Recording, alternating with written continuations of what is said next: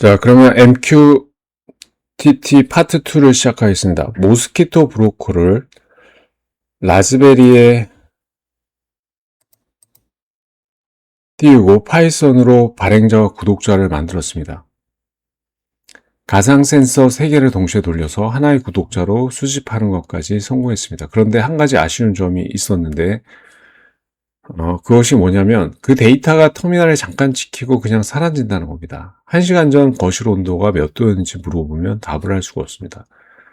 지금 강의에서는 흐르는 데이터를 붙잡아서 진짜 쓸모있는 시스템으로 완성하는 겁니다. 라즈베리 파이를 게이트웨이로 만들어 들어온 데이터를 데이터베이스에 영구 저장하고 지난주에 배운 플래스크로 실시간 웹 대시보드를 만들고 노드 대시 레드라는 비주얼 도구도 체험하고 시스템 데모로 24시간 안정적으로 운영하는 법까지 다루도록 하겠습니다.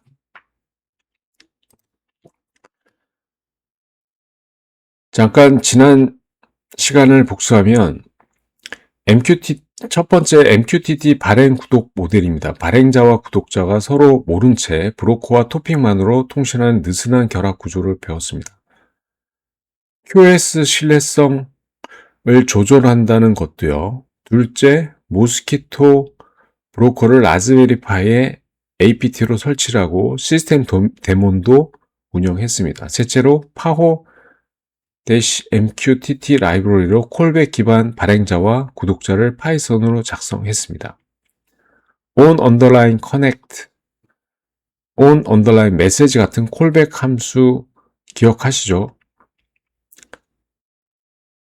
넷째, 토픽을 home living room temp처럼 계층적으로 설계하고 플러스와 샵 와일드카드로 여러 토픽을 한 번에 구독하는 법을 배웠습니다. 이 4가지가 오늘의 토대입니다. 특히 오늘은 파트 1에서 만든 구독자 코드를 계속 확장해 나갈 거라서 파워 MQTT의 콜백 구조가 머릿속에 있어야 따라오기가 수월합니다.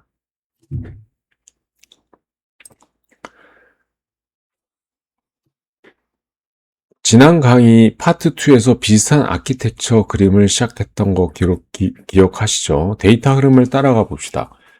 가장 왼쪽에 센서 단말이 있습니다. 파트 1에서 만든 가상 센서 발행자들입니다. 이들이 MQTT로 데이터를 발행합니다. 그 데이터는 가운데 라즈베리로 모입니다. 이 라즈베리가 오늘의 주인공인 게이트웨이입니다. 게이트웨이 안에는 여러 부품이 들어 있습니다. 먼저 모스키토 브로커가 모든 메시지를 받습니다. 그 옆에서 브릿지 프로그램이 브로커를 구독하면서 들어오는 데이터를 SQLite 데이터베이스에 차곡차곡 저장합니다. 동시에 플래스크 웹 서버가 그 데이터베이스를 읽어서 브라우저의 대시보드로 보여줍니다. 그래서 오른쪽 끝에 사용자는 PC나 폰 브라우저로 실시간 센서 현황과 과거 이력을 볼 수 있습니다.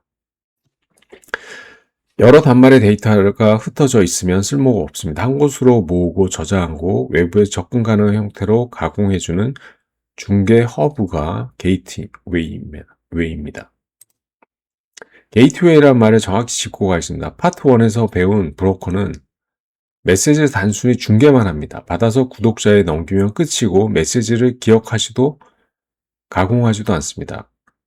게이트웨이는 그보다 한 단계 위의 개념입니다. 왼쪽을 보면 5가지 역할을 합니다. 첫째, 흩어진 여러 단말의 데이터가 모이는 단일 수집점입니다. 둘째, 프로토콜 변환입니다. 단말은 MQTT로 말하지만 사용자 브라우저는 HTTP를 쓰고 저장은 데이터베이스 쿼리를 씁니다.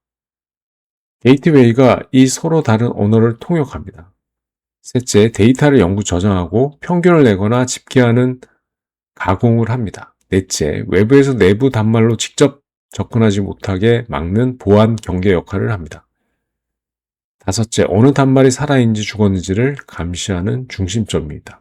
오른쪽은 왜 하필 라즈베리 파이가 게이트웨이로 적합한가입니다.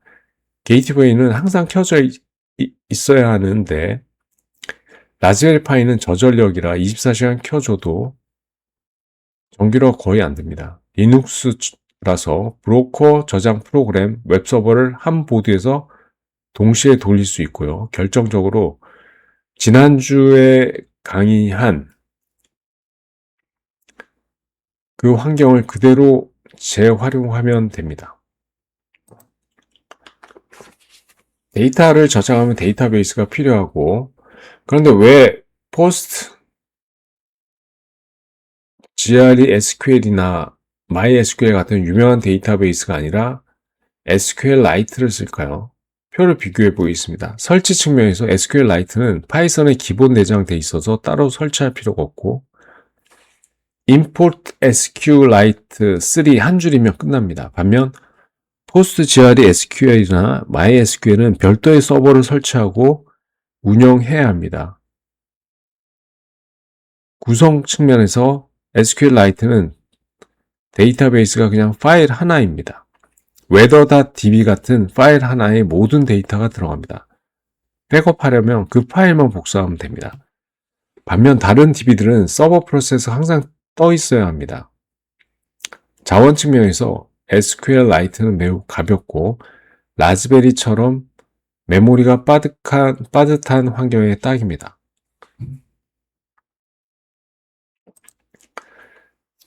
데이터를 저장하려면 먼저 그릇, 즉 테이블을 만들어야 합니다. 코드를 보겠습니다. SQLite 3를 임포트하고 커넥트로 iot.db라는 파일에 연결합니다. 이 파일이 없으면 자동으로 생성됩니다.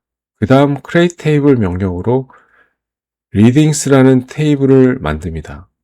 if not exist를 붙인 이유는 이 코드가 여러 번 실행돼도 이미 테이블이 있으면 그냥 넘어가서 에러가 안 나게 하기 위함입니다.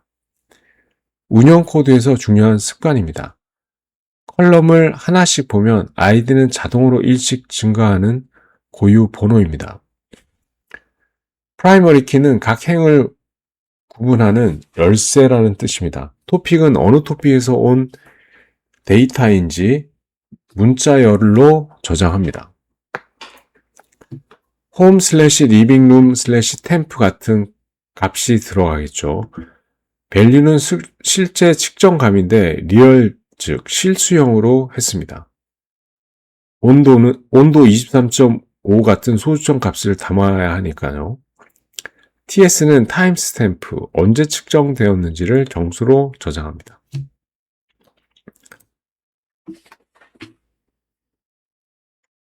코드를 보면 파트 1의 구독자 코드와 거의 같습니다. 차이는 on underline 메시지 콜백 안에 데이터베이스 저장 로직이 들어간 것 뿐입니다. 한 줄씩 보겠습니다. 메시지가 도착하면 먼저 JSON.load로 페이로드를 파싱합니다. 전달하는 거죠. 파트 1 발행자가 JSON.dumps로 보냈으니 받은 쪽은 load로 푸는 겁니다. 지난주 강의에서 오픈 웨더 맵 응답을 다룰 때와 같은 패턴입니다. 그 다음 데이터베이스로 연결하고 insert 명령으로 한 행을 추가합니다. 여기서 주목할 점은 물음표 3개를 쓴 부분입니다. 이걸 파라미터 바인딩이라고 합니다. 값을 직접 문자열로 이어붙이지 않고 물음표 자리에 안전하게 끼워 넣는 방식입니다. 이렇게 해야 SQL 인젝션이라는 보안 취약점을 막을 수가 있습니다. 데이터 쌓기를 시작했으니 이제 꺼내는 법을 배울 예정입니다. 데이터를 저장만 하고 못 꺼내면 의미가 없죠. 코드를 보겠습니다. 데이터베이스에 연결한 다음 row underline factory를 SQLite 3.row로 설정하는 부분이 보입니다. 이걸 해두면 조회 결과를 R value처럼 컬럼 이름으로 적금을 할 수 있어서 코드가 훨씬 읽기 좋아집니다. 안 하면 R0, R1 같은 숫자 인덱스로 적금해야 해서 헷갈리게 되죠.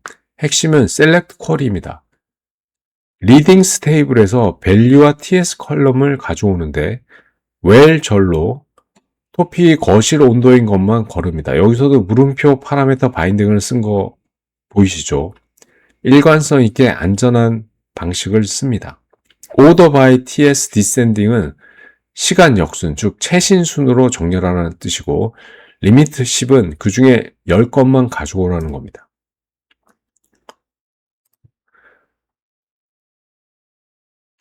이전에 배웠던 것이 이제 또 나오는데요. 라즈베리 파이용 마이크로 웹 프레임워크로 플래스크를 배웠고, app.route 데코레이터로 URL과 함께 함수를 연결하는 법을 익혔습니다. 그 지식을 그대로 씁니다. 코드를 보도록 하겠습니다. 플래스크와 JSON Notify를 임포트하고 SQLite 3도 가져옵니다. app.route 데코레이터로 api/lastis라는 주소를 만들고 그 아래 latest 함수를 연결합니다. 누군가 브라우저나 자바스크립트로 이 주소를 호출하면 이 함수가 실행됩니다. 함수를 보면 8번 슬라이드에서 배운 데이터베이스 조회가 그대로 들어있습니다. 이번엔 토픽 구분 없이 전체에서 최근 20건을 가져옵니다. 마지막 줄이 중요합니다. JSON Notifies로 결과를 JSON 형태로 변환해서 응답합니다. List Comprehension으로 각 행을 딕셔너리로 바꾼 다음 Just Notify에 넘겨줄 건데 이렇게 하면 자바스크립트가 다루기 쉬운 JSON 배열이 됩니다. 대시보드를 만들려면 화면에 어떤 데이터를 어떤 주소로 요청할지 미리 설계해야 합니다. 이걸 API 라우터 설계라고 합니다. 12주차 파트 2에서 /API/weather forecast health 같은 라우터를 설계했던 같은 작업입니다. 왼쪽은 데이터 엔드 포인트입니다. /API latest는 9번 슬라이드에서 만든 전체 최신 값입니다. 히스토리는 쿼리 파라미터로 토픽을 받아서 그 토픽의 시계열 이력을 줍니다. 그래프를 그릴 때 씁니다. 디바이스는 어떤 단말들이 데이터를 보내고 있는지 목록을 줍니다. 스테이트는 평균, 최대, 최소 같은 집계값을 줍니다.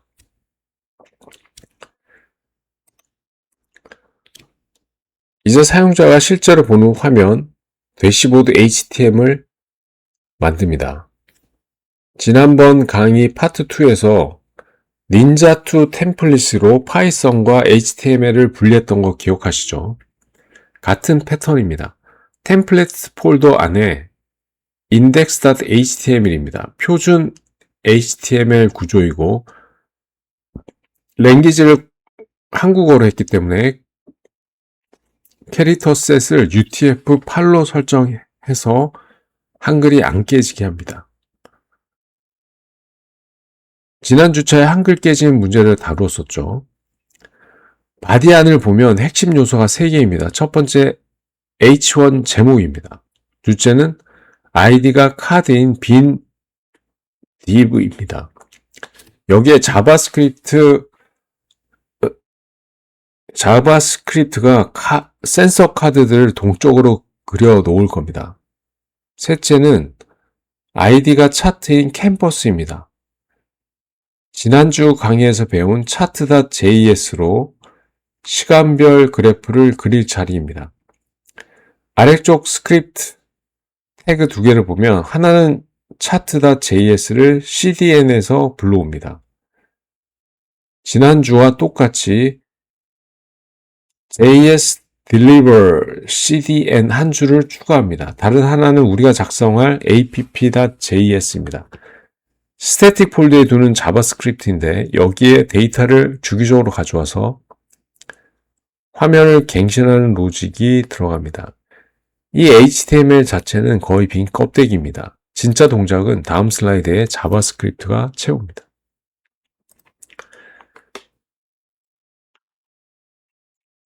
지난주 파트 2에서 메타 리프레시보다 JS 패치 방식이 깜빡임이 없이 부드럽다고 했고 set 인터벌로 주기적으로 부분 갱신하는 패턴도 배웠습니다. 그걸 그대로 씁니다. 리프레시라는 비동기 함수를 만듭니다.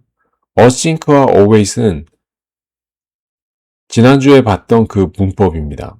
패치로 우리가 9번 슬라이드에서 만든 API/latest 주소를 호출합니다. 그러면 서버가 JS on 배열을 줍니다. 그걸 r.latest JSON으로 받습니다. 그 다음 cars라는 div를 찾아서 받아온 데이터 배열을 맵으로 돌면서 각 센서마다 카드 형태의 HTML 조각을 만듭니다. 백틱으로 감싼 템플릿 문자란에 토픽 값, 타임스탬프를 끼워 넣습니다. 조인으로 다 이어 붙인 다음 inner HTML에 한 번에 집어넣으면 화면에 카드들이 쫙 그려집니다. 마지막 두 줄이 핵심입니다. 리프레시를 한 번 즉시 호출해서 첫 화면을 그리고 set 인터벌로 5초마다 리프레시를 반복 실행합니다. 그러면 5초마다 최신 데이터로 화면이 자동 갱신됩니다. 페이지 새로 고침이 없이요. 자, 여기까지 하면 브라우저에서 센서 데이터가 5초마다 살아 움직이는 대시보드가 완성됩니다.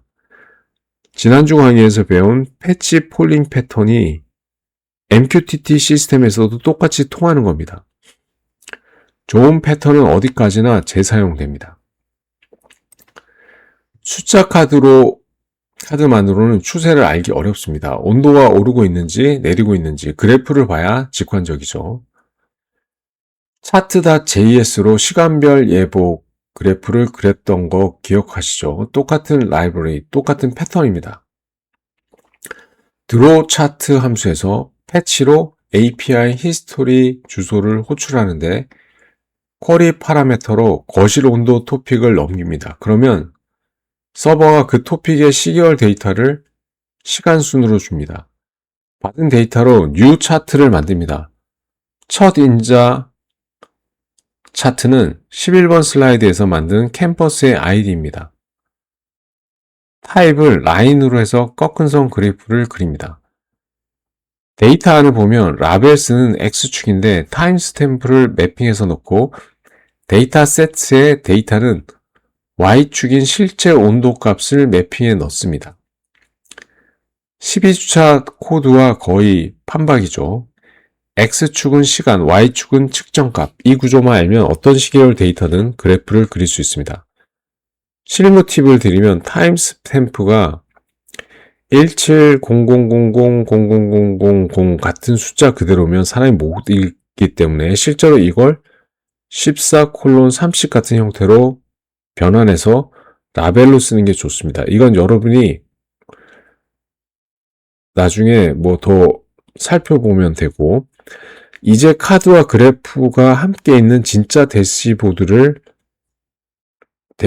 완성됐습니다. 그러니까 12주차의 시각화 기술이 13주차 데이터에 그대로 적용된 겁니다.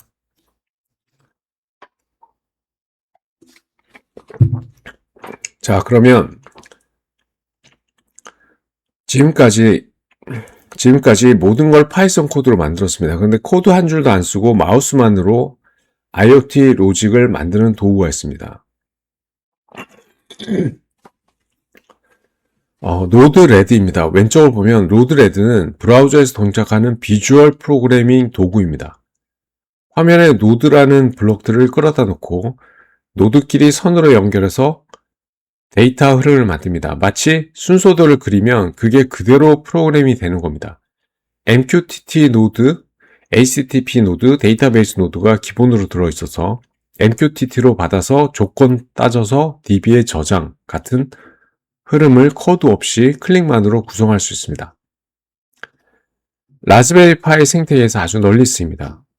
오른쪽은 언제 쓰냐입니다. 첫 번째, 빠른 프로토타이핑입니다. 아이디어를 검증할 때 코드 짜는 것보다 훨씬 빠릅니다. 둘째, 개발자가 아닌 동료에게 시스템을 보여주거나 함께 작업할 때 직관적입니다. 셋째, 복잡한 분기 로직을 눈으로 보면서 만들 수 있습니다. 넷째, 파이썬 코드와 동시에 써도 됩니다. 둘 다 같은 MQTT 브로커에 붙이니까요. 다만 오늘 강의에서는 노드 대시 레드를 깊게 다루지 않고 개념을 체험하는 수준만 보겠습니다. 코드와 비주얼 도구 두 가지 접근이 다 있다는 걸 아는 게 중요합니다. 노드 대시 레드 플로우가 실제로 어떻게 생겼는지 그림으로 보이겠습니다. 왼쪽부터 오른쪽으로 데이터가 흐릅니다. 가장 왼쪽에 MQTT in 노드가 있습니다. 이건 우리 모스키토 브로커의 홈 슬래시 샵 토픽을 구독하는 노드입니다.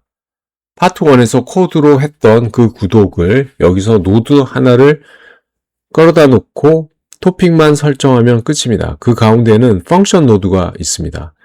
여기서 들어온 데이터를 가공하거나 조건을 따집니다. 예를 들어 온도가 28도가 넘으면 같은 판단을 합니다. 그 뒤에 스위치 노드로 흐름이 갈라집니다. 정상이면 왼쪽 경로로 가서 SQLite 로드를 통해 데이터베이스에 저장됩니다. 우리가 7번 슬라이드에서 코드로 만든 브릿지를 여기서는 노드 연결로 대체합니다. 만약 온도가 임계값을 넣으면 아래쪽 경계로 가서 알림 노드, 예를 들어 이메일이나 텔레그램으로 경고를 보냅니다. 여기 화면에 코드가 한 줄도 없습니다. 전부 박스와 선입니다. 그런데 MQTT로 받아서 조건 따져서 정상은 저장하고 이상은 알림이라는 완전한 로직이 동작합니다.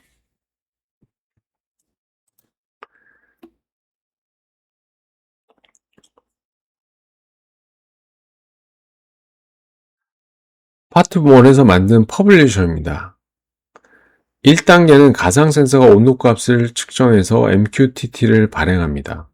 그 2단계, 그 메시지가 모스키토 브로커에 도착합니다. 브로커는 받아서 구독자들에게 넘길 준비를 합니다. 3단계, 우리가 7번 슬라이드에서 만든 브릿지 프로그램이 홈 슬래시 샵을 구독하고 있다가 그 메시지를 받아서 SQLite 데이터베이스에 인서트로 저장합니다. 4단계, 사용자가 브라우저로 대시보드를 엽니다. 그 안에 자바스크립트가 플래스크에 API를 호출하며 플래스크가 데이터베이스를 조회해서 JSON으로 응답합니다. 5단계, 자바스크립트가 그 JSON을 받아서 카드와 차트로 그립니다. 5초마다 이게 반복되고,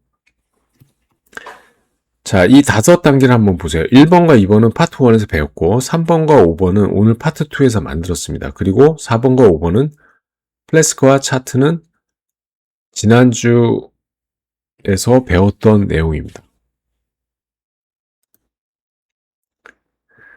자, 이제 시스템 만들면 24시간 안정적으로 돌아가도록 하기 위해서 시스템 데몬으로 플래스크 앱을 자동으로 실행했던 거 기억하시죠? 오늘은 서비스가 여러 개라는 점이 다릅니다. 브릿지 프로그램과 웹 서버 최소 2개를 각각 서비스로 등록해야 합니다. 코드를 보도록 하겠습니다. iot-bridge.service 파일입니다. 구조는 지난번 강의와 동일합니다. 디스크립션으로 설명을 달고 execute start에 실행할 파일성 경로를 적고 리스타트를 always로 해서 죽으면 자동으로 재시작하게 합니다.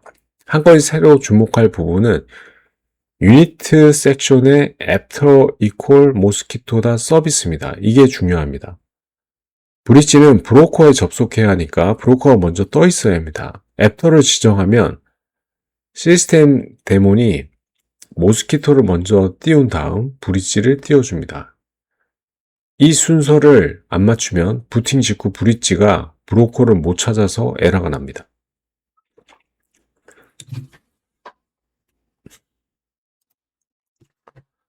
자, 24시간 돌아가는 시대에서 가장 무서운 건 문제가 생겼는데 언제 왜 생겼는지 모르는 겁니다.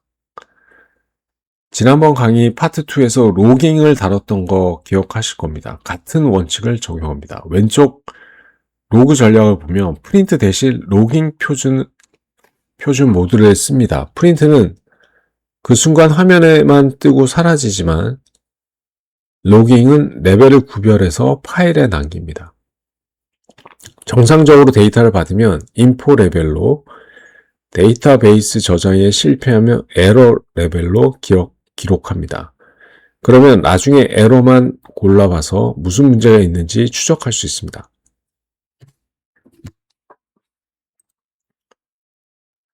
운영을 길게 하다 보면 반드시 마주치는 두 가지 현실적인 문제가 있습니다. 데이터가 너무 많이 쌓이는 것과 SD카드가 고장나는 것입니다. 왼쪽부터 보겠습니다. 센서가 5초마다 데이터를 보내면 하루에 10,000건이 넘게 쌓입니다. 단말이 여러 개면 더하죠. 몇 달이면 데이터베이스가 거대해지고 조회도 느려집니다.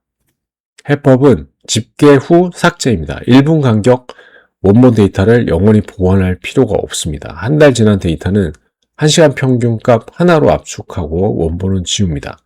이런 식으로 하면 용량 관리를 할 수가 있겠죠.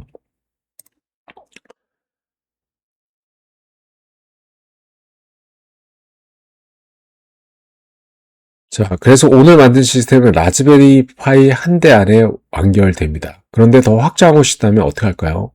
왼쪽은 이제 클라우드를 연동하면 됩니다. 자, 오늘 강의는 여기서 마치도록 하겠습니다.